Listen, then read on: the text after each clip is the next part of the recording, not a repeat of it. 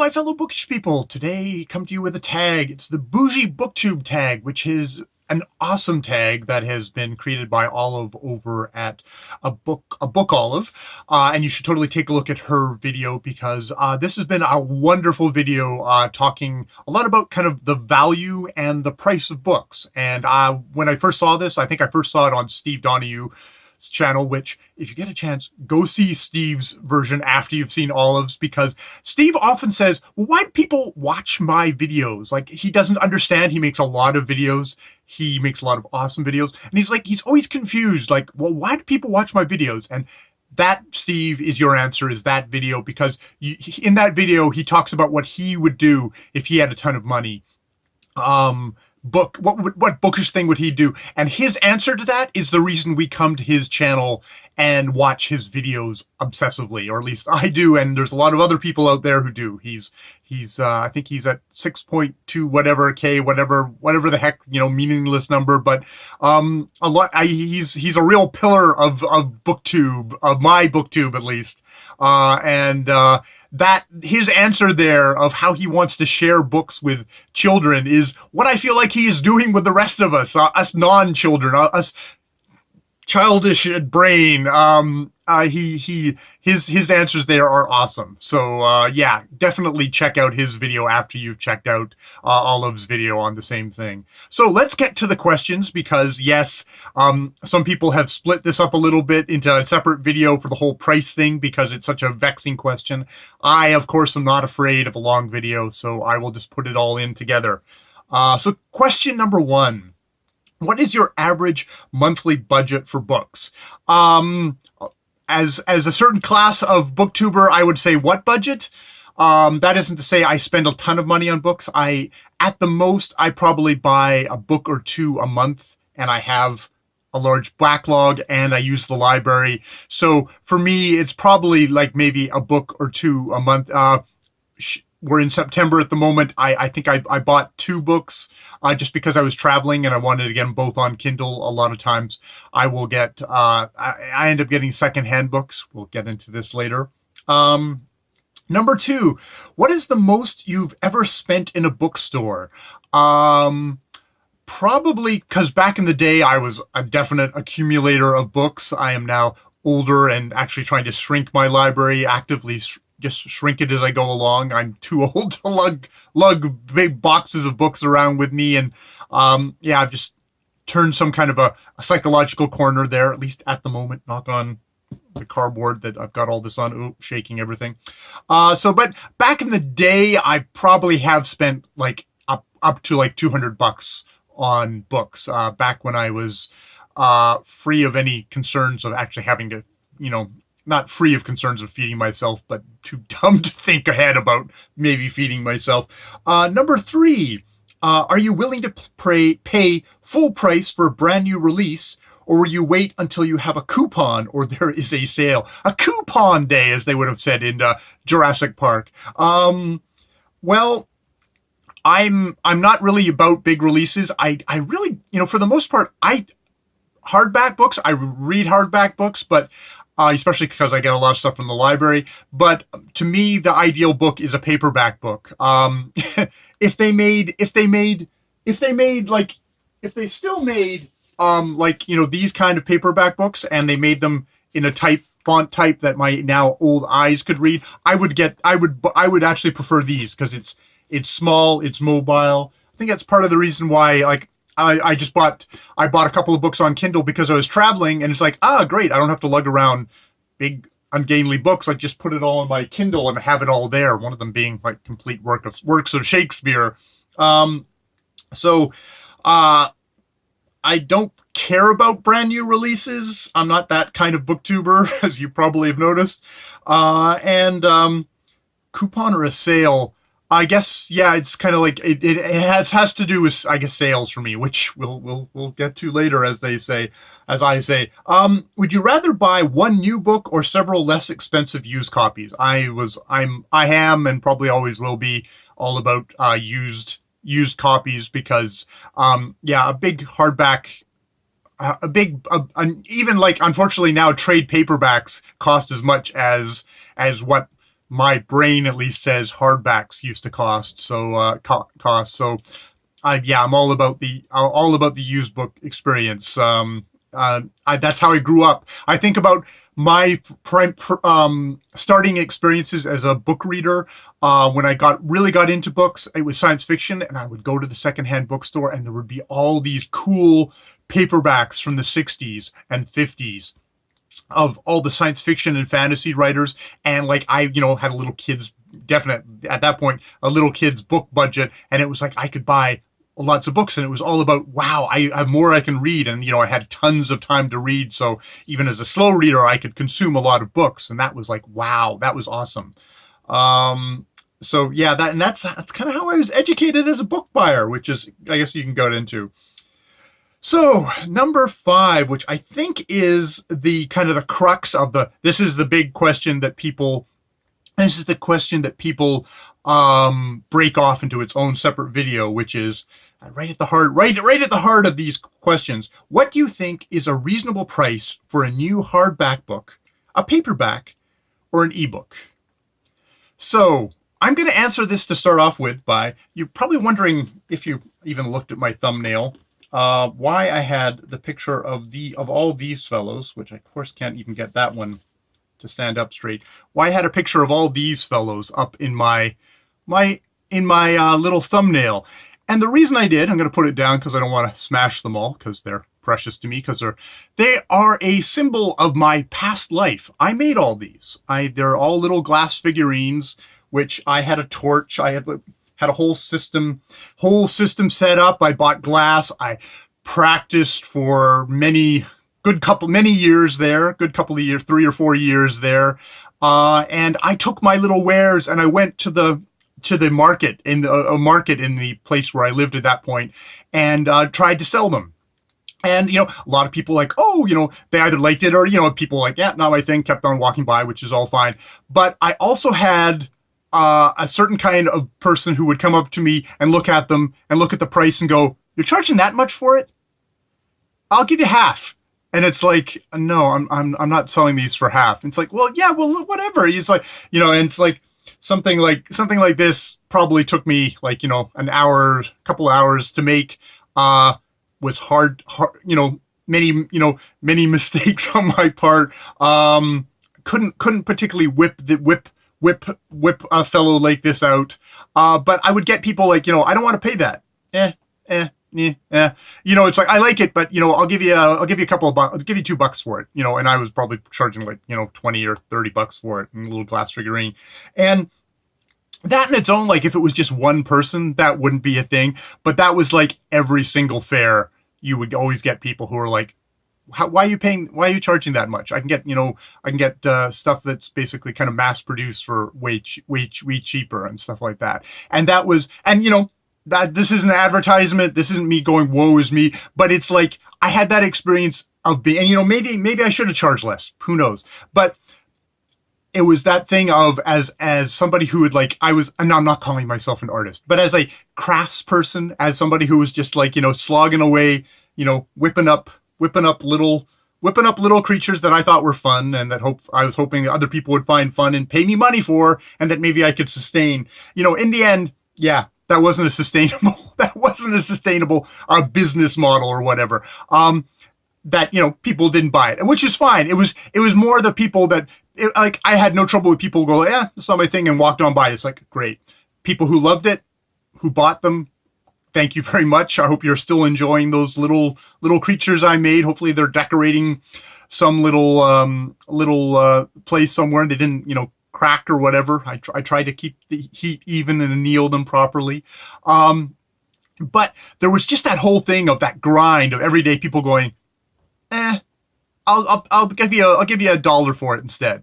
It was like that kind of a grind really got to me. I can see why a lot of artists do stuff online where they don't have to get that face-to-face of, bargain seekers, which, surprisingly enough, puts me around to, what do you think is a reasonable price for a new hardback book, a paperback, or an ebook? Because I'm mindful of the writers who are basically getting I won't use that word. They're getting they are less than minimum wage workers. Even like a reasonably successful author, they could be making more money in McDonald's.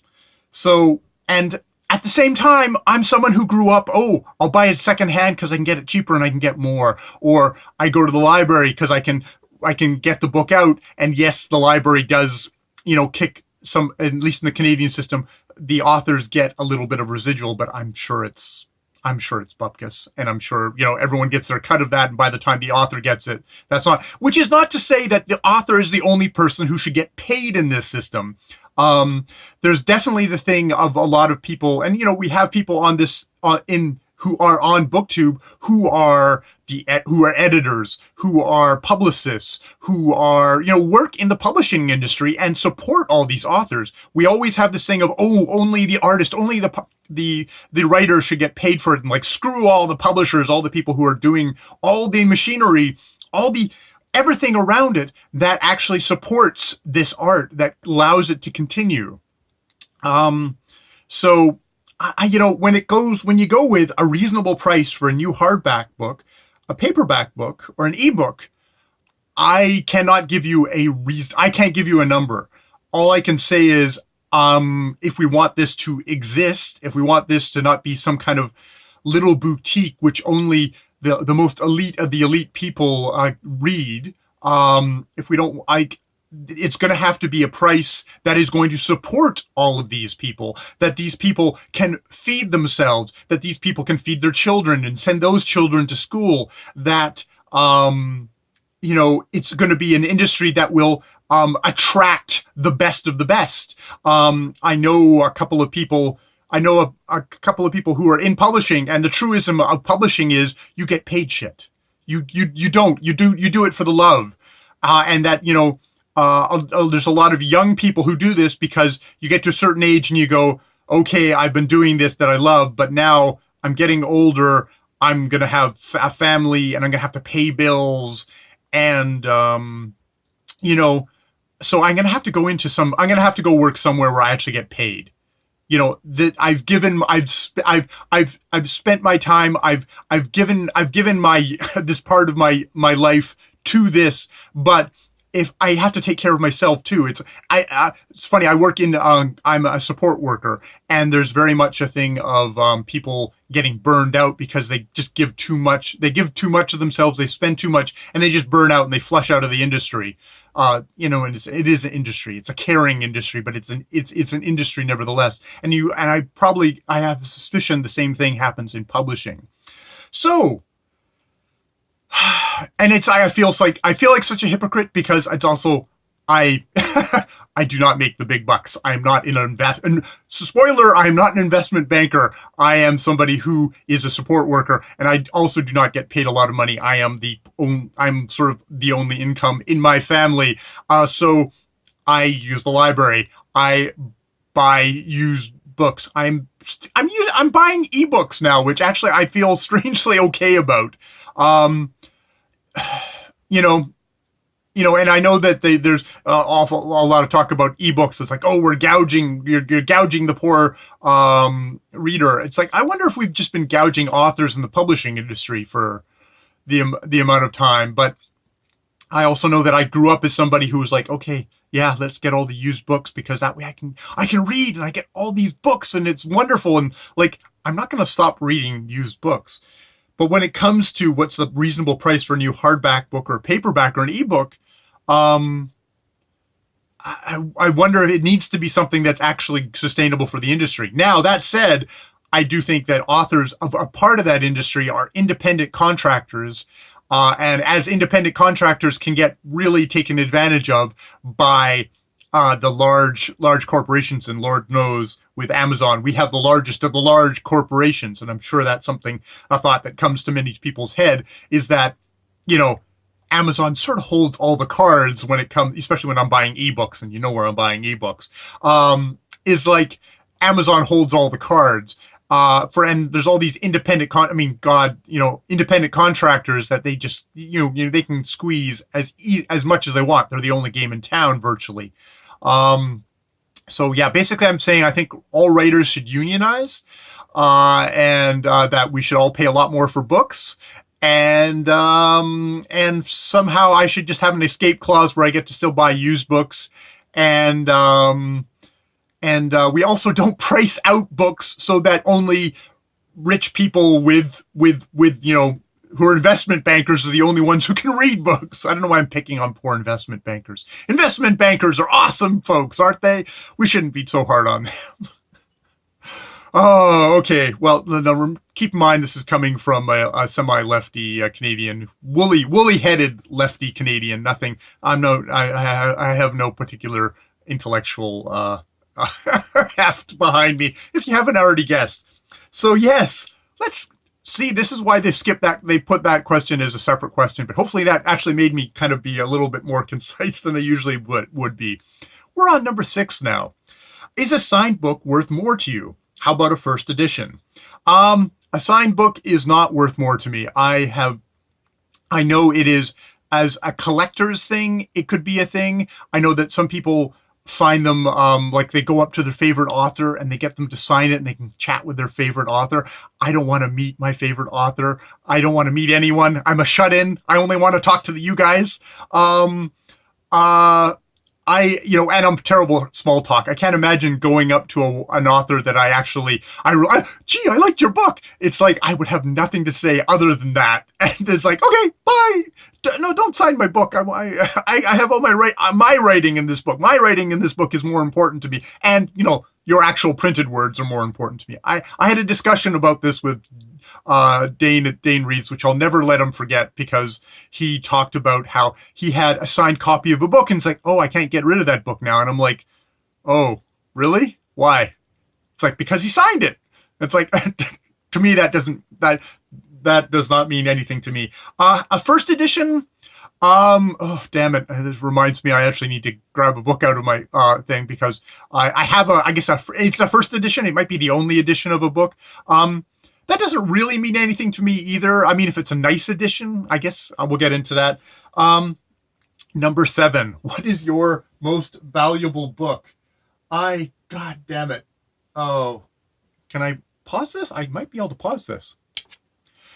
Hey, I was able to pause it. Okay, so what is your most valuable book, sentimental or actual? And I think this is probably both. This is Pear Tree Poems by Roy Keuka, who is a Canadian poet. And I believe actually it is a first edition with illustrations in it. It's actually printed by, what's the press? It's Coach House Press, which is a pretty storied Canadian publishing company, with illustrations by David Bolduc. And I bought this. Oh God, I think I actually have. I have the bookmark. I bought this book for. Says it. I only bought it for $32.50. Oh, maybe I only bought it for $32.50. From when I was down in Albuquerque, New Mexico, which is, of course, the best place to get I won't flash that up because it's got all that information. But, Dear Wallace Stevens, not until I got this far, which as far as a handful of dried pear stems have brought me, did I feel the pips of your 2 pears implode in the loam of my pear tree's midden heap, long before I ever thought to write them. Your poems composted this night air. If these auguries to an old pear tree veer too far in the wind of disembodied wit, I'm almost certain that you, of all poets I read in my young manhood, will indulge me with a passing, and if not a handshake.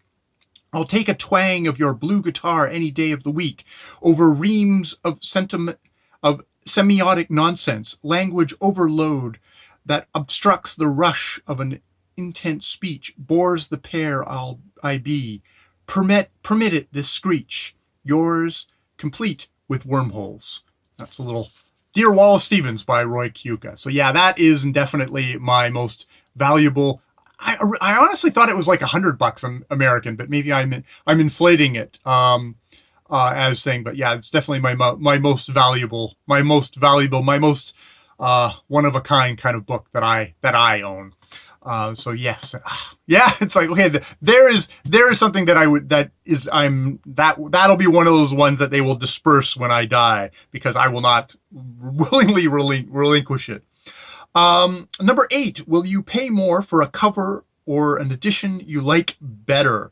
Not really for a cover. I mean, I avoid movie covers if I have the choice. I mean, it's one of those things, like, if I'm confronted with 2 covers of a book, I'll go, oh, okay, I'll take this one because it's not a movie cover, or it's more, I like, funnily enough, I like covers that are that simpleness. I think I've talked about that before. Simplicity to me is what I like in my what I like in my book covers. So yeah, that's probably what I would even pay a little bit more. I don't know how much more I would pay. What physical characteristics does a good quality book have? For me, I think it comes to, like, kind of the type, the layout of the text. Yeah, not a TV or movie cover. That sort of thing. I think of my favorite books are sort of like, I think is probably an example of that is this, which of course I've completely lost the cover of, which is Michael Ondaatje's The English Patient, which is published by, because I should give that, is Alfred A. Knopf. And it's interesting. I think in the back of all of Ondaatje's books, there's been always a thing about the type. This is a note on the type, and this is Fairfield type, which is the first typeface from the hands of distinguished American artist engraver Rudolph Ruzicka, 1883 to 1978. In its structure, Fairfield displays the sober and sane qualities of master craftsmen whose talents were dedicated to clarity. It is this trait that accounts for the trim grace and virility, the spirited design and sensitive balance of this original typeface. And I don't know what that is. It's like what's the space in the margins, just the crispness of the type. There's something about Michael Ondaatje books that always feel like they've always been just like, that kind of just The English Patient. I don't know what it is about that. This is typographical, I guess I'm getting into. It's like what I'm into. What are the physical characteristics of a book? It's the typographical ones even more than the cover, because I've lost the cover. I don't really care about it. I care about the book and the type and reading them. So that's the thing. Okay, number 10. If you won the lottery, what bookish things would you do with the money?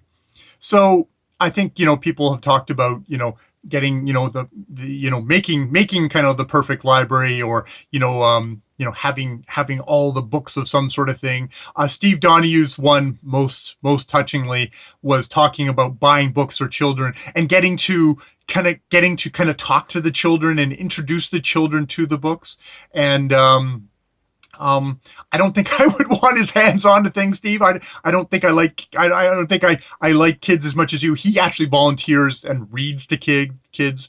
But I think about bookish things to do. I think it would be trying to give kids some sort of an experience of the luck that I had as a child